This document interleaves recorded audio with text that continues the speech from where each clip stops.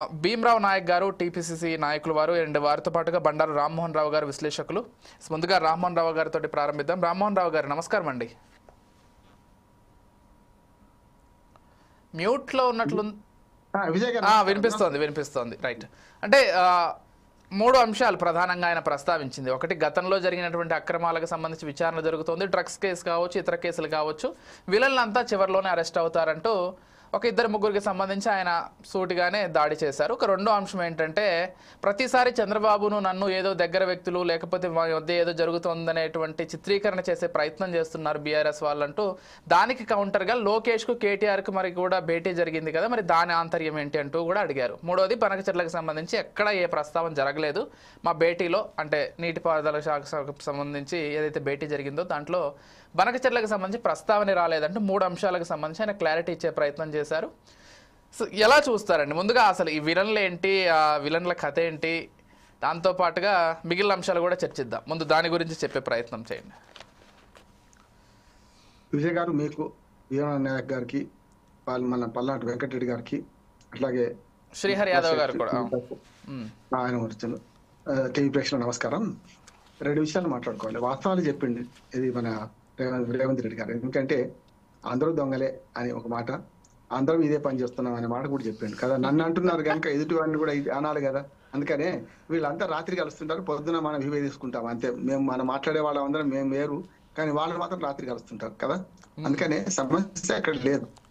వాళ్ళు నిన్నటి వార్తను హైలైట్ అయింది కనుక దాన్ని కొంచెం చెదరగొట్టడానికి ఇవాళ రేవంత్ రెడ్డి గారు అక్కడ ప్రెస్ మీట్ పెట్టారంటున్నాడు స్పష్టంగా. ఇప్పుడు కేటీఆర్ లోకేష్ కలిస్తే తప్పేం లేదు. రాజకీయ నాయకులకు గతంలో మీరు చూడండి, చాలా సార్లు హుందాగా వ్యవహరించే రాజకీయ నాయకులు బయట చాలా మర్యాదగా ఉండేవాళ్ళు. మన విజయ్ గారు, నేను స్పష్టంగా కొన్ని ఉదాహరణలు చెప్తాను నేను. ఎందుకంటే ఇవాళ లోకేష్ కేటీఆర్ కలిస్తే తప్పు కాదు, చంద్రబాబు నాయుడు రేవంత్ రెడ్డి కలిస్తే తప్పు కాదు, గతంలో జగన్మోహన్ రెడ్డి గారు అట్లానే మనకి పక్కన కేసీఆర్ కలిసిన తప్పు లేదంటున్నాను నేను. ఎందుకంటున్నానంటే ఆ హుందాతనం కోల్పోయింది ఇప్పుడు అంటున్నాను. అందుకని పరస్పరం ఆరోపణలు చేసుకుంటారు. ఒకనాడు మనకు నీలం సంజీవ్ రెడ్డి గారు ఎంబడి ఒక కాంగ్రెస్ నాయకుడు కారులో ప్రయాణం చేస్తుంటే గౌతు లచ్చన్న గారు మహాయోధుడు, ఆయన గురించి కాంగ్రెస్, ఆయన ప్రతిపక్షంలో ఉండేవారు కదా, ఆయన ప్రతిపక్షంలో ఉన్నప్పుడు నీలం సంజీవ్ రెడ్డి గారి ముందు పక్కన కూర్చున్న కాంగ్రెస్ నాయకుడు అవాకులు చెవాకులు వెళ్తుండట. ఒక 2-3 నిమిషాలు ఒక్క పట్టిండట. ఆయన కారు ఆపి దీపం అన్నాడట. నా ఎదుటి లేని వ్యక్తిని ప్రతిపక్షంలో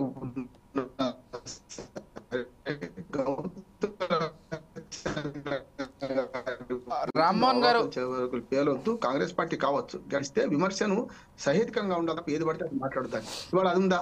వాళ్ళు శత్రువులు అంటే విధానపరమైన నిర్ణయాలలో తప్పు పట్టవచ్చు, పెద్ద ఎత్తున విమర్శలు చేసుకోవచ్చు, కానీ వ్యక్తిగతంగా విమర్శలు చేసుకుని వ్యక్తిగతంగా శత్రువులాగా భావించే సిద్ధాంతపరమైన శత్రుత్వం వేరు, విధానపరమైన శత్రుత్వం వేరు అంటున్నాను. సిద్ధాంతపరమైన శత్రుత్వం, విధానపరమైన శత్రుత్వం మంచిదే, కానీ వ్యక్తిగత శత్రువులుగా చూసి ఏదే పార్టీలో వాళ్ళు ఏదంటే అది మాట్లాడి వాళ్ళు వ్యక్తిత్వ హననం చేయడం తప్పు అంటున్నాను. అదే జరుగుతుంది ఇప్పుడు, మొత్తం జరుగుతుంది.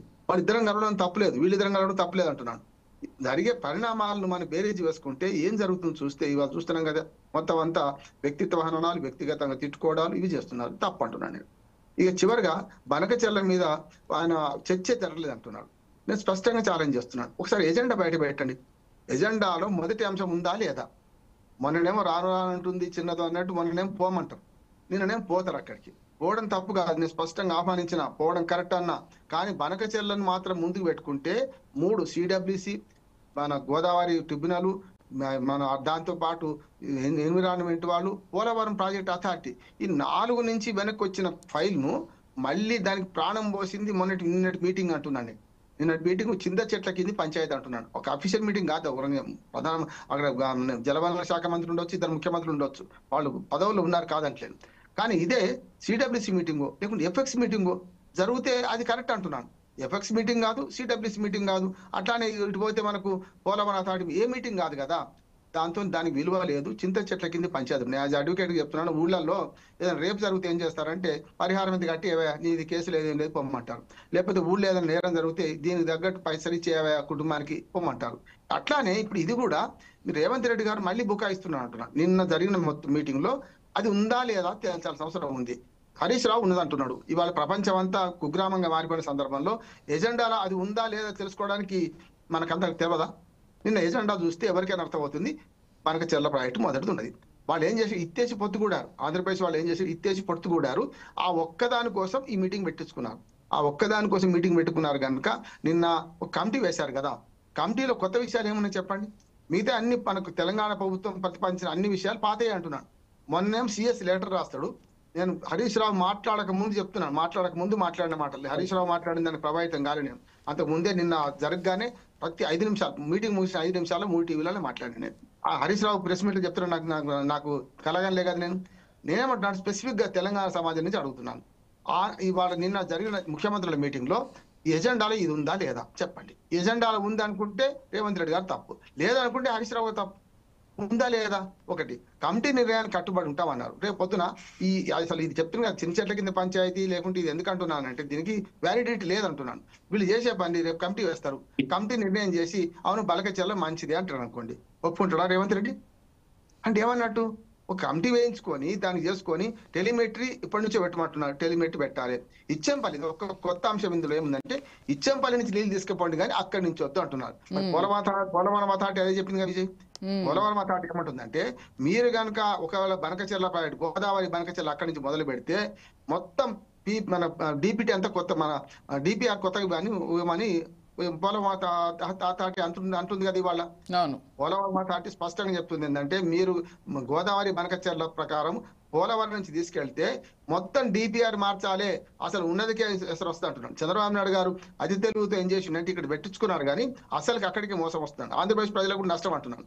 బనకచెర్ల గోదావరి బనకచెర్ల ప్రాజెక్టు గురించి ఒక్క వైసీపీ కూటమి పక్షాలు తప్ప మిగతా అక్కడ పక్షాలన్నీ కూడా కాంగ్రెస్ కమ్యూనిస్టులు అందరూ కూడా, ఆఖరికి రాయలసీమల మేధావులు కూడా ఇది అయ్యేది కాదు పోయేది కాదు, మా పాత పథకాలు చేయండి, అనవసరంగా దీన్ని పెట్టుకొని మొదటికే మోసం తెచ్చుకోవద్దని వాళ్ళు అందరూ అంటున్నారు కదా. దాన్ని ఎందుకు గమనిస్తలేరు చంద్రబాబు నాయుడు గారు కూడా? ఇక్కడికి వచ్చేవారికల్లా రేవంత్ రెడ్డి గారి మిగతా 2 విషయాలు పక్కన పెట్టండి, ఎవరెవరు కలుస్తున్నారు, అందరూ పార్టీల వాళ్ళు కలిస్తే తప్పులేదు కానీ బనకచెర్ల మన దానికి ప్రసక్తే లేదు అనే మాట మాత్రం అబద్ధమా నిజమా తేల్చాలంటే ప్రభుత్వం దగ్గర అఫీషియల్ రికార్డ్స్ ఉంది. అది లేదని ఏజెండా బయట పెట్టమనండి. ఎజెండాలో ఫస్ట్ అంశం ఉందా లేదా? ఉన్నదనుకుంటే మాత్రం హరీష్ రావు కరెక్ట్ అవుతాడు, లేదనుకుంటే హరీష్ రావు తప్పు అవుతాడు. ఈ చిన్నదానికి ముంజేతి కంకడానికి అర్థమైంది అన్నట్టు ఎందుకు చేస్తున్నారని ఒక మాట అంటున్నాను. రెండోది కూడా చెప్తాను నేను, ఇవాళ బనకచెర్ల గోదావరి బనకచెర్ల బదులు ప్రత్యామ్నాయాలు కూడా చూపెడుతున్నారు. వెదర శ్రీరామ్ గారు ఒక బీజేపీ మనిషి, అట్లా కాకుండా సిడబ్ల్యూసీకి మాజీ మొన్నటి దాకా సలహాదారుగా ఉన్నాడు. ఆయన కూడా ఏమంటున్నాడు, గోదావరి బనకచెర్ల పూర్తిగా తెల్లేనుగు లాంటిది, అది పనికిరాదు. ఎందుకు పనికిరాదు చెప్పిండు. ఈ మధ్యన తెలంగాణ జర్నలిస్ట్ యూనియన్ వాళ్ళు మీటింగ్ పెడితే వెదర శ్రీరామ్ గారు పోయి స్పష్టంగా ఆల్ వాటర్ అంటే ఏంది, అష్యూర్డ్ వాటర్ అంటే ఏంది, ఏ రకంగా ఏ రాష్ట్రానికి ఎంత ఉన్నది, అసలు 3000 టీఎంసీలు నిజంగా పోతున్నాయా లేవా, ఇవన్నీ చెప్పిండు కదా. ఎప్పుడు కూడా నేను ఒక సామెత పడుతున్నాను, మెరిసేదంతా బంగారం కాదు, పారేవన్నీ మిగులు జలాలు కావంటున్నాను. ఆనాడు కేసీఆర్ గారు అన్న బ్లాంకెట్ స్టేట్మెంట్ ఇస్తే దాన్ని వ్యతిరేకించి వ్యాసాలు రాసిన మన టీవీలో మాట్లాడిన. ఆనాడు కేసీఆర్ గారు ఏమన్నారు, బేసిన్లో బెస్ట్ లేవన్నారు. తెలంగాణకు అన్యాయం మాట్లాడినాం కదా మనం అందరం. అట్లానే జగన్మోహన్ రెడ్డి గారి మీటింగ్ అప్పుడు, అంతకుముందు మన చంద్రబాబు నాయుడుతో మీటింగ్ జరిగినప్పుడు కూడా ఏదైతే తాత్కాలిక ఒప్పందం చేసుకున్నారు కదా, అది కూడా తప్పాను. ఇవాళ రేవంత్ రెడ్డి గారు మాట్లాడిన దాంట్లో కూడా తప్పేమంటే, మా 1000 టీఎంసీలు దీనిలో 968, 500 అవి 1500 ఇచ్చేసి మీ ఇష్టం చేసుకోమంటున్నారు. అది చెల్లదు. జల పంపిణీ విషయంలో సిడబ్ల్యూసీ రూల్స్ మాత్రం అంతర్జాతీయ జల వనరుల పంపిణీ దృష్టిలో చూసుకుంటే, ఒక నదీ జలాలు ఇంకో నదీ జలాలకు మళ్ళీ ఇస్తే పై వాళ్ళకి హక్కు ఉంటుంది ఇవాళ. దాంతో పాటు మిగులు జలాలు అంటూ బచావతి కమిటీ ట్రిబ్యునల్ తేల్చలేదు. వీళ్ళంటే మిగులు జలాలు అంటారు, 3000 టీఎంసీ పోతున్నాయి అంటారు. ఒక మాట చెప్పి ముగిస్తాను. ఇవాళ ఏదైతే బచావతి ట్రిబ్యునల్ తేల్చిందో మొత్తం 3330 టీఎంసీలు పారుతున్నాయి మొత్తమే గోదావరి నదిలో. అందులో 1535 టీఎంసీలు 40 టీఎంసీలు ఈ అప్పుడు ఉమ్మడి తెలుగు రాష్ట్రానికి ఆంధ్రప్రదేశ్ కేటాయించారు. మిగతా 1800 టీఎంసీలు మహారాష్ట్రకు, ఛత్తీస్గఢ్ కు, మధ్యప్రదేశ్ కు, ఒరిస్సాకు కేటాయించారు. ఉదాహరణకు ఛత్తీస్గఢ్ 400 టీఎంసీలు కేటాయించారు. నేను అఫీషియల్ లెక్కలు చెప్తున్నాను. 400 టీఎంసీలు వాళ్ళు ఒక్క టీఎంసీ కూడా వాడుకుంటలేరు. వాడుకుంటే వాళ్ళ మరీ పైన ఉన్నది 50 టీఎంసీలు వాడితే ఎక్కువ అంటున్నాను. కానీ మిగతా 300 టీఎంసీలు కింద పోతున్నాయి కదా వేస్ట్ అయితే. వాళ్ళే అంటే మిగులు జలాలు ఎక్కడి నుంచి వచ్చినాయంటే, వాళ్ళు వాడకపోతే మహారాష్ట్ర వాడకపోయినా, ఛత్తీస్గఢ్ వాడకపోయినా, మధ్యప్రదేశ్ వాడకపోయినా, ఒరిస్సా వాళ్ళు పోలవరం మీద పంచాయతీ ఎందుకు పెడుతున్న ఒరిస్సా వాళ్ళు ఇప్పటికి కూడా వాళ్ళ కేసు ఉన్నది పోలవరం మీద. అవన్నీ వాడకపోతే కిందికి పోతున్నాయి కదా. చంద్రబాబు నాయుడు గారిని సవినయంగా తెలంగాణ సమాజం నుంచి అడుగుతున్నాను నేను, ఏమనంటే, అయ్యా ఈ 968 టీఎంసీలకు అష్యూరెన్స్ ఇచ్చి మీ ప్రాజెక్టులకు మేము అడ్డం రాము, ఇచ్చంపల్లి కట్టుకునే మేము అడ్డం రాదు, కాళేశ్వరానికి అడ్డం పడ్డాడు కదా ఆయన. అన్ని ఆఖరికి చెప్తున్నా, మన ఆంధ్రప్రదేశ్ తెలంగాణ భూభాగంలో ఉన్న అన్ని ప్రాజెక్టులకు మేము అనుమతి కోసం బ్లాంకెట్ సైన్ పెడతాం అని అంటే అప్పుడు మిగతా భారత జలాలు కూడా పోతే కూడా వాటిలలో మీద రాష్ట్రాలకు అన్నిటికీ హక్కు ఉంటుంది అంటున్నాను. ఒక నది నుంచి ఇంకో నదికి ఒక మాట సార్, ఒక నది నుంచి ఇంకో నదికి పోతే ఇవాళ పట్టిసీమ ద్వారా నీళ్లు తీసుకుపోతున్నారు కదా. మేము పట్టిసీమ దగ్గర నేను రాయట్లని తిరిగినామండి. పట్టిసీమ దగ్గర విడిచిన నాడు నా రోమాలు ఎక్కబడిచినాయి. ఎందుకంటే నీళ్ళ కష్టం తెలిసిన వాడిని, చాలా అద్భుతంగా అనిపించింది. కానీ 85 టీఎంసీలు కర్ణాటక, మహారాష్ట్ర, తెలంగాణకు దక్కాల్సిన 85లో తెలంగాణకు 45 టీఎంసీలు కృష్ణా జిల్లాలో అదనపు వాటా కేటాయించాలి కదా. ఏది మరి చంద్రబాబు నాయుడు గారు ఎందుకు ఇస్తలేడు అంటే ఇవన్నీ ఎట్లున్నాయంటే పాత ఒప్పందాలు పనికిరావు, అసలు మేము చేసేది చేయము. ఈ బనకచెర్ల ప్రాజెక్టు గోదావరి బనకచెర్ల పట్టుకొని మరొక కాళేశ్వరం ఇద్దంటున్నాను, స్పష్టంగా చెప్తున్నా. మరొక తెల్ల ఏనుగు అవుతుంది, ఇది సరైనది కాదు. ఇంకోటి దుర్మార్గం ఆలోచన ఇంకోటి చేస్తున్నారు. గోదావరి జలాలు కృష్ణా నదిలో పడేస్తే కదా మీకు వాటా వచ్చేది, మీది నుంచి అక్విడెంట్ గారికి తీసుకుపోతారట. జలాలు గోదావరి అయ్యా లేకపోతే పైనుంచి ఆకాశ గంగనా, ఇక్కడి నుంచి వచ్చిన నీళ్లు? ఒకవేళ అటువంటి దుర్మార్గమైన మన అడ్డదారి పెడితే కూడా రేపు అంతర్జాతీయ జల చట్టాలు ఒప్పుకోవు.